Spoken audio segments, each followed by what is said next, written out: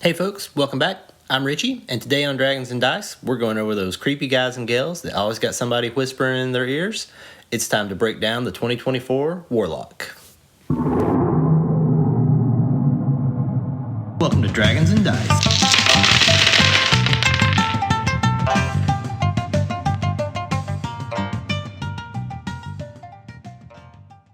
Okay, so Warlocks. One of the more complicated classes. They got a lot of stuff going on. There's a lot of moving parts, and there are a lot of things for you to pick from. And they've simplified that a lot in the new one. They've changed the way invocations are. There are not nearly as many. And now the Pact of the Blade, Pact of the Tome, Pact of the Chain are all rolled in with invocations. And so starting out at level 1, you're going to get one invocation right off the rip. And this is new. Used to, you didn't get invocations until level 2. And so that's a nice little change that you get to pick something right off the bat. This is also, I think, going to add into 1 level Warlock dips for multi-classing, because you can take 1 level of Warlock, get to pick Pact of the Blade invocation, and now if you're playing a Paladin, you can just boost Charisma the whole time and become sad, single attribute dependent. That's going to be interesting to see how that plays out as the new stuff goes. But all that being said, we're talking about Warlocks today, and let's get back into all the things they can do. First thing they've done is they have simplified this list a lot. They've probably removed about 20 different invocations that used to be available, which is understandable since there's less source material, but there's also a bunch of these that have been kind of rolled into other things. The other big thing is that Pact of the Chain, Pact of the Tome, Pact of the Blade have now just been made invocations, so they're part of the things that you pick here as opposed to a level 3 feature that you used to take as a Warlock. So that's the biggest difference. So there's still a decent number of these invocations. We'll go over them now, and then we'll hop into all the features that Warlocks get. So here's what you have to pick from. You can take Agonizing Blast, add your Charisma mod to cantrips, and this one's repeatable, which is interesting because this can be added onto any cantrip. So if for some reason you didn't want to use Eldritch Blast, you could use one of your other Warlock cantrips to do that with. You have the Armor of Shadows. You can cast Mage Armor without a spell slot. Ascendant Step, you have to be level 5 to do this one, but you can cast Levitate without a spell slot. Devil's Sight, you can see in the dark, even if it's magical, up to 120 feet. You have Devouring Blade, and this one you can't get until you're level 12, and you have the Thirsting Blade invocation also. And that's the way some of these work. You have to have a prerequisite invocation before you can take the later versions, and this one, the extra attack of Thirsting Blade lets you do 2 extra attacks, which is going to be really cool because now you're going to be making 3 attacks and on par with a fighter at this level. Eldritch Mind gives you advantage on concentration checks. Eldritch Smite at level 5, and you have to be Pact of the Blade already. Once per turn, you can spend a Pact Magic spell slot and deal 1d8 plus 1d8 per level of the spell, and it can knock prone if it's smaller than huge, which is nice because that's a big size. There is the Eldritch Spear invocation, and this lets you cast one of your cantrips 30 feet times your Warlock level, so it really expands the range of it. There's Fiendish Vigor. You can cast False Life on yourself without a spell slot, and you don't roll for the temp HP, you just get the max of the hit die that you're using. The Gaze of Two Minds, you have to be level 5 for this one. You can use a bonus action to touch a willing creature and link your minds, and you can see and sense what that creature does. And if they have senses you don't, say Dark Vision, you also get that. And you can cast through them if you're within 60 feet. So they kind of work like a little person that's a familiar too, which is cool. There's Gifts of the Depth. This is also level 5. You can breathe underwater, and you get a swim speed equal to your speed. You can also cast Water Breathing 1 time without using a spell slot, and you get this back on a long rest. The Gift of the Protectors, and this one's a level 9, and you have to have the Pact of the Tome prerequisite.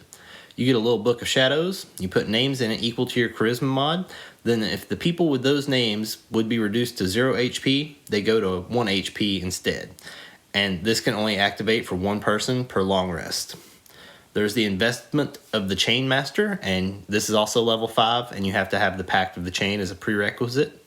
When you cast Find Familiar, you put some of your Eldritch power into it, and it gains these benefits. It can be aerial or aquatic, and just what it sounds like, they get fly and swim speeds.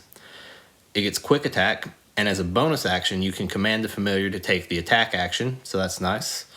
They can pick between Necrotic and Radiant damage. You can have your choice of those. Your spell save DC, if the Familiar makes something make a save, it uses your spell DC now. And resistance. When your familiar takes damage, you can use your reaction to give it resistance to that damage. So it lets you really boost up your familiars with that one. Then there's lessons of the first one. You get an extra origin feat, and this is one of the new invocations since origin feats are new. There's Life Drinker, and this one's level 9 and also requires Pact of the Blade. And once per turn, when you hit with a pack weapon, you can deal 1d6 necrotic, radiant, or psychic damage of your choice. And then you can re-roll one hit die and regain that much HP plus your con. But this does use up the hit die, so keep that in mind. There's the Mask of Many Faces, and you can cast Disguise Self without a spell slot. There is Master of Myriad Forms, and you can cast Alter Self without a spell slot. Misty Visions, you can cast Silent Image without a spell slot. One with the Shadows, and this one requires you to be level 5. While you're in dim light or darkness, you can cast Invisibility on yourself without a spell slot. There's Otherworldly Leap, and you can cast Jump on yourself without a spell slot, which would be nice because the new jump rules only cost you 10 foot of movement to do that. So, could be really handy. Bebop along the battlefield there. And now for the Pact of the Blade. And with this, you can just magically summon your pact weapon to your hand, and it also allows you to use your Charisma modifier as your attack and damage rolls modifier. And you can also choose whether you want the damage to be necrotic, psychic, or radiant. It's also one of the prerequisites for a lot of the other blade-style skills that warlocks get with their invocations. The next one's the Pack of the Chain, and it's kind of like the same thing as that, except this one's more based on the familiars.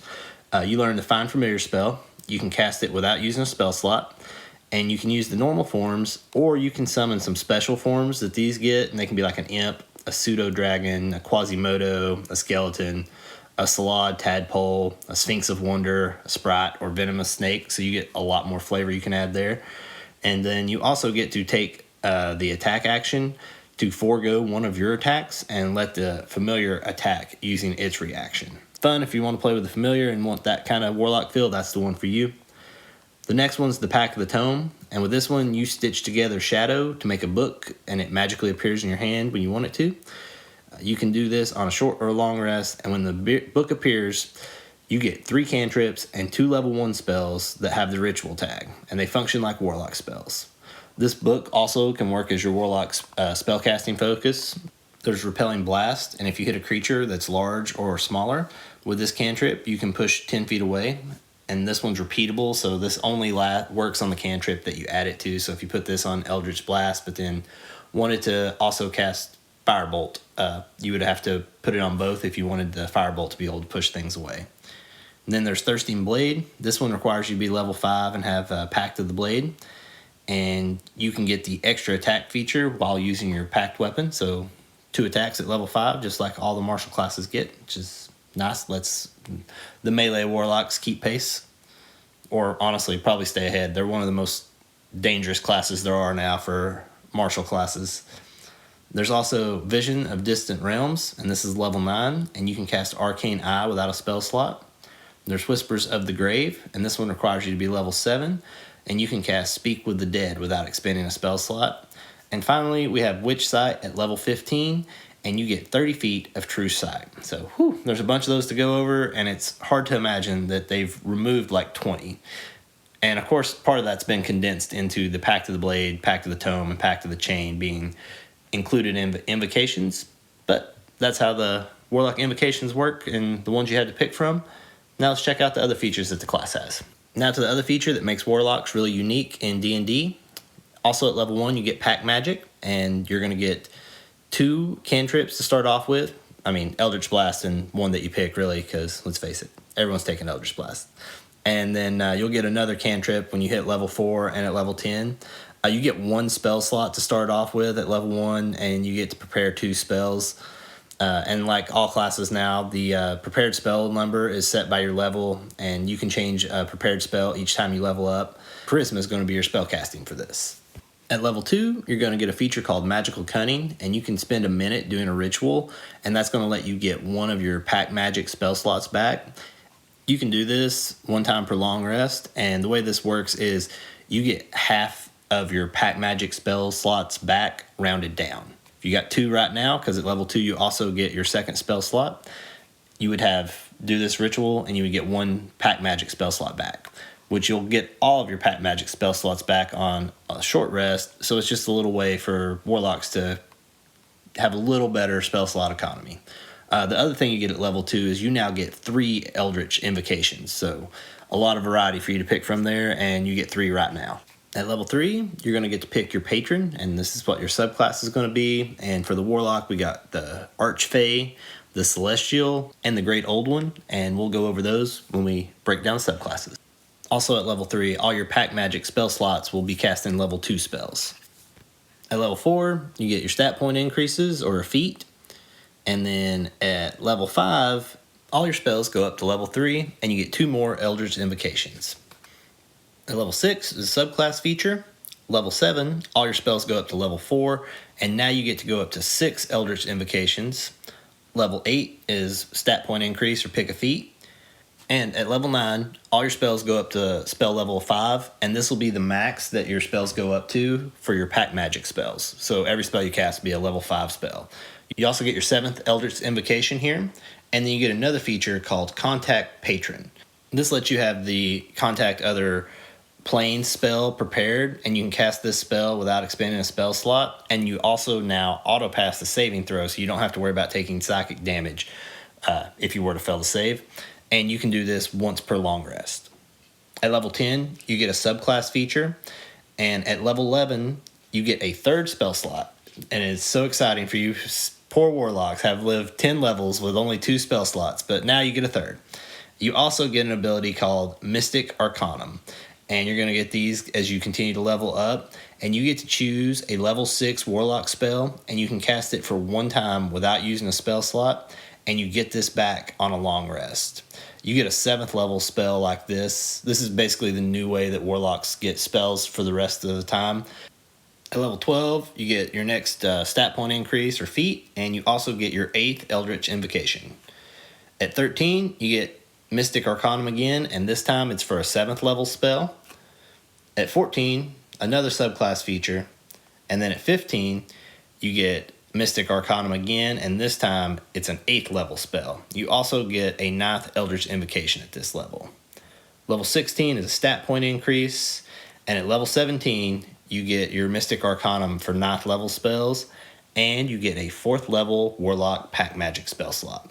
At level 18, the only thing you get there is 1 and final Eldritch Invocation, and that puts you topped out at 10. 19 will be your Epic Boon, and then when you hit level 20, you get Eldritch Master, and when you use your Magical Cunning ability, instead of getting half your Warlock spell slots back, you get all your pack magic spell slots back. I would like to say it's a really fun class, and there's a lot of features here. I feel like the capstone's just a little light. It's just kind of expanding a feature you already have, and it's giving you 2 pack magic spell slots back a day. So still, there's a lot going on here, and let's check out the subclasses.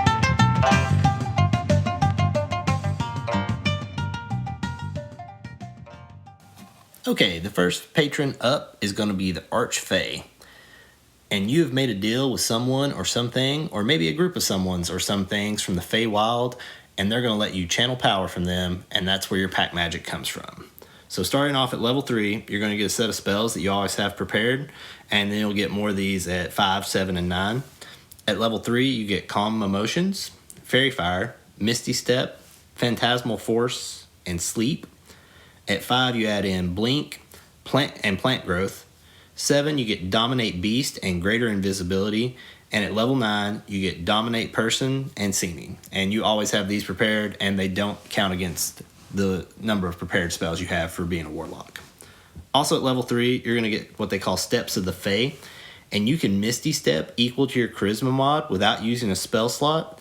And then you can choose to do one of the following things after you Misty Step. You can make it a Refreshing Step, and you or a creature that you pick within 10 feet of where you end your teleport get 1d10 of temporary HP. Or you can do a Taunting Step, and a creature within 5 feet of you has to make a Wisdom save or have disadvantage on attacks that aren't against you until the start of your next turn. So a nice little way of boom, you're in there in the fight, you teleport out, but then they have disadvantage if they're not attacking you. It'd be a good way to like maybe lead your teammates into some opportunity attacks or make them get hit with disadvantage. So who doesn't love Misty Step? And this just makes your Misty Step better. At level 6, you get a feature called Misty Escape, and you can cast Misty Step as a reaction to taking damage, and then you get these extra features to add into your Step of the Fae. You can get the Disappearing Step, and you are invisible until the start of your next turn or immediately after you make an action to attack or cast a spell or do something that deals damage. And then you can have Dreadful Step, and creatures in 5 feet of the space that you left or the space that you appear, you get to pick, must succeed on a Wisdom saving throw or take 2d10, and that damage will be psychic. At level 10, you're going to get a feature called Beguiling Defenses, and now you're immune to Charm, and when you take damage from attack roll, and this is only rolls, not from saves, you can use your reaction to reduce the damage by half, and then force the creature that hit you to make a Wisdom save versus your spell DC. And on a fail, they will take psychic damage equal to the damage that you took. And you can do this one time per long rest, but you can use your Pack Magic spell slots if you choose to do this again, and you get this ability back once you finish a long rest. So this would be really nice. You can cut the damage in half and then make that other person that hit you take half that damage back. It's going to be very tanky and very useful. And at level 14, the capstone for the Archfey, you get Bewitching Magic, and immediately after you cast an enchantment or an illusion spell, using an action and a spell slot, you can Misty Step as part of the same action, no spell slot needed. So as long as you're using one of your Pack Magic spell slots or doing an action, so I guess you could actually be smacking somebody with your sword and you can just Misty Step away. Sounds really fun. These people are going to be able to jump all over the board, and they've got all the versatility that Warlocks have. I think the Archfey Warlock would be an absolute monster to play with.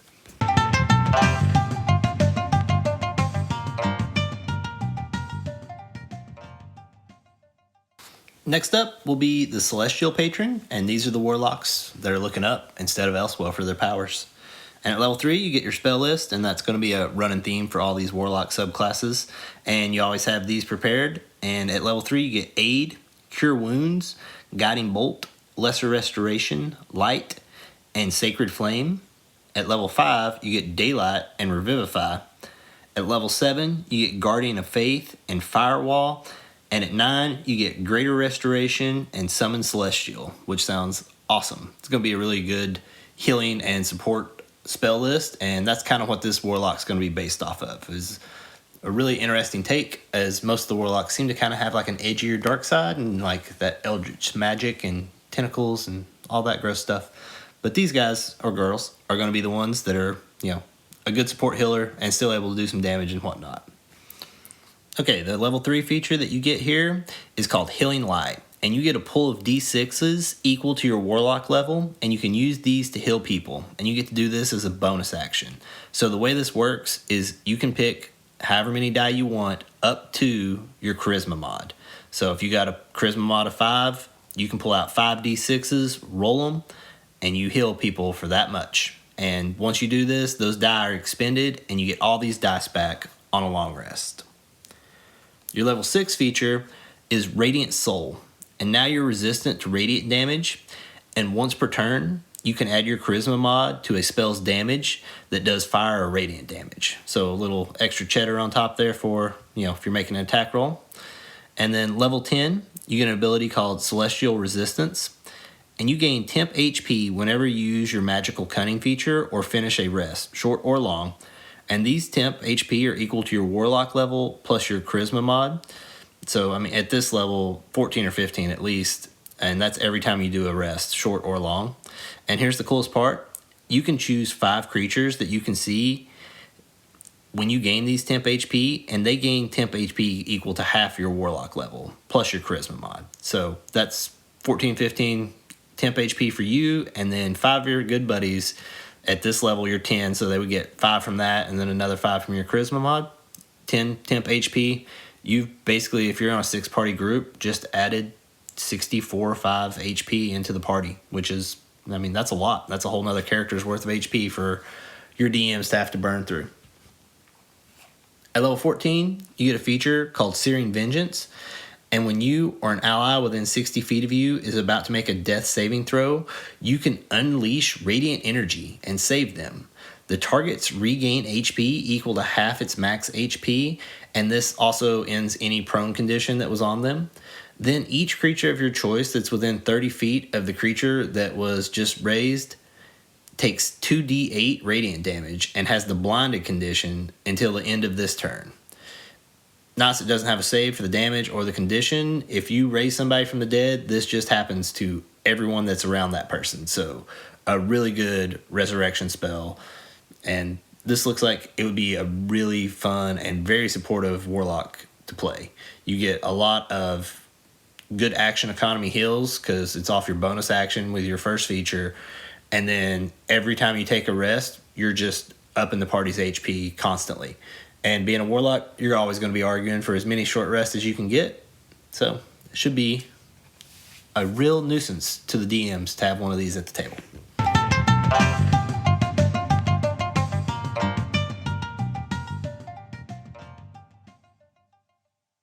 Have you ever danced with the devil in the pale moonlight? If so, this next patron was probably what yours was, because the next one is the Fiend. And at level 3, the spells you're going to get are Burning Hands, Command, Scorching Ray, and Suggestion. At level 5, you cast Fireball, and you get Stinking Cloud. At level 7, you get Fire Shield and Wall of Fire. And at level 9, you get Ghee and Insect Plague. The other level 3 feature you get is Dark One's Blessing. And when you reduce an enemy to 0 HP, you gain temp HP equal to your Warlock level plus your Charisma mod. And the best part, this works if the enemy dies within 10 feet of you. So if one of your allies kills somebody and they're within 10 feet, boom, temp HP every time somebody dies. Your level 6 feature is called the Dark One's On Luck. And when you make an ability check, you can use this feature and add 1d10 to the roll. And you get to do this after you know the results. So, you know you failed, you can add a d10 and then maybe turn it into a pass. And you can do this a number of times equal to your Charisma mod per day, and you get all uses of that back on a long rest. At level 10, you get Fiendish Resilience, and you choose one damage type other than Force when you finish a long or a short rest, and you have resistance to that until you use this feature again. So if you know you're going into an icy area or there's going to be acid, you can pick accordingly, and then the next day, change it accordingly. So nice little bit of versatility there. At level 14, your capstone for this is you get an ability called Hurl Through Hell. And once per turn, when you hit a creature, you can try to teleport them through the lower planes. And the target must make a Charisma saving throw against your spell DC, or it is hurtled through a nightmare landscape, and it takes 8d10 psychic damage and is incapacitated until the end of your next turn, when it just pops back into the space it left, or an adjacent one if that one's been filled. The damage a part of this doesn't affect fiends, obviously, because they're not scared of being in hell. And then you can do this once per long rest, or you can spend a Pack Magic spell slot and do it again, which at 8d10, that's a pretty good use of a Pack Magic spell slot. That's a pretty good chunk of damage. So these are really fun. They got a lot of temp HP built into them. You're going to be a good little skill monkey with the ability to roll that extra d10 on the checks throughout the day. And it's a really fun spell list also. So if you want the fiendish feel for your, Tiefling Warlock, ties right in with this one.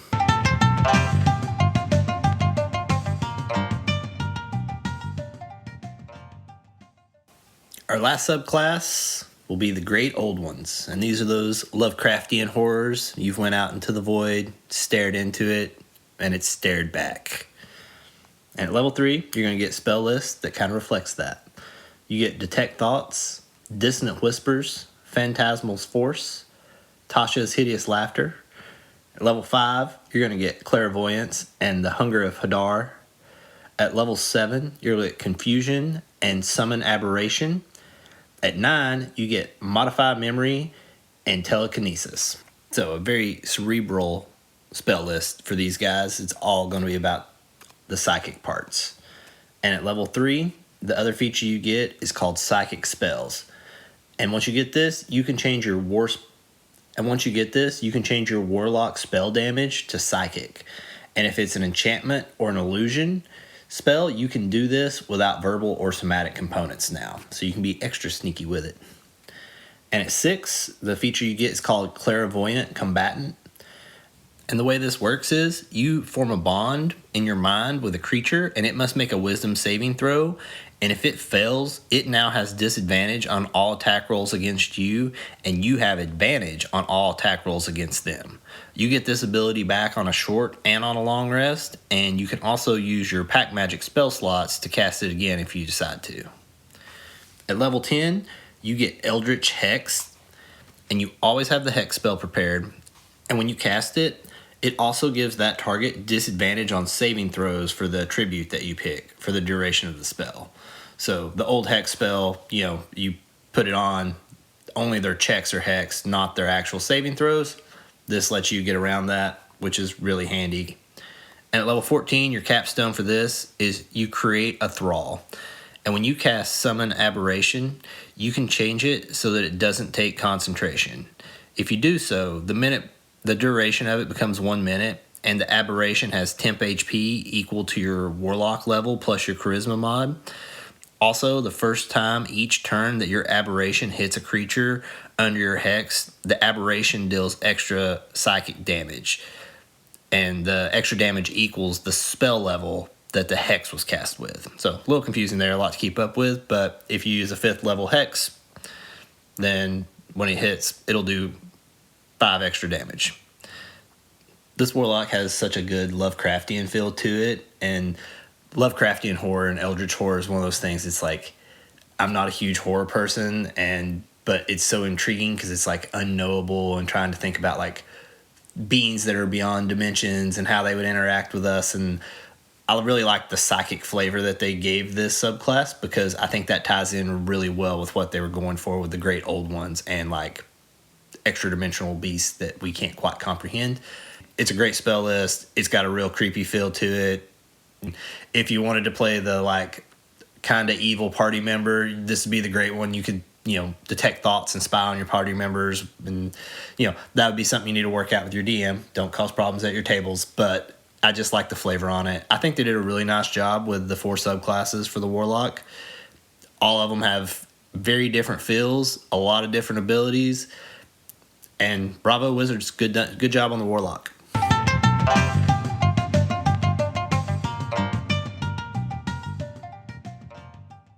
Now it's time for the Homebrewed item of the week. This week's Homebrewed item is the Eye of Displacer Beast Lantern. And this is a lantern filled with Displacer Beast eyes, and it has an oculus on it that can be opened like a thieves lantern, and it shines dim green light in a 10-foot wide beam up to 60 foot long. While it's in this form, it also reveals invisible creatures, and it can also see through magical darkness, but only in that 10-foot beam. The lantern also has the option to open the oculus all the way up, and it gives out dim green light in a 90-foot area on 180 degree in front of the person, but that doesn't allow them to see invisible or to see through magical darkness. So this is a nice little spotlight if you have a area that's been filled with some sort of darkness spell that people can't see through. Add one of these to your games, and it gives them just a little bit of peep. That way they can look through and try to find stuff, and it's great to have that monster jump into the light and then roll initiative.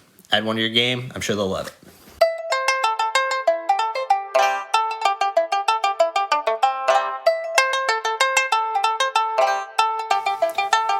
Well, folks, that's it for this episode of Dragons and Dice. Thanks for listening, and if you like what we're doing here, please like, subscribe, or leave a review. It really helps with exposure of a new show. So until next time, may your D20s roll high, and may your DMs be kind.